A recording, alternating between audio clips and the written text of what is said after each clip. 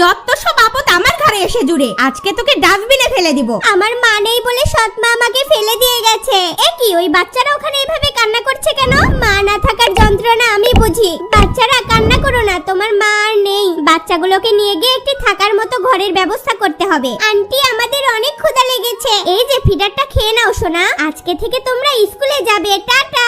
বাচ্চাগুলোকে স্কুলে ভর্তি করে দিয়েছি। এখন অনেক টাকার প্রয়োজন। আমাকে দিনরাত পরিশ্রম করে টাকা জোগাড় করতেই হবে। আজ কাজ করে টাকা পেয়েছি, বাচ্চাগুলোর জন্য কিছু ফলমূল কিনেছি। বিল্লু দেখ দেখ, ওই ফকিন্নিরা খালি গায়ে স্কুলে এসেছে। তোমাদের কি হয়েছে বাবু, মন খারাপ কেন আমাকে বলো। ভাই, আমাদের ভালো করে পড়াশোনা করে সবাইকে দেখিয়ে দিতে হবে। আজকে থেকে তো পরীক্ষা শুরু, তাড়াতাড়ি তোমাদেরকে খাইয়ে দেই। ওয়াও, ফাটাফাটি পরীক্ষা হচ্ছে। ওরে, আজকে রেজাল্ট দিয়েছে, আমরা ফার্স্ট হয়েছি। অবশেষে আমরা দুই ভাই চাকরি পেয়ে গেছি। এ কি, আমার বুকে ব্যথা করছে।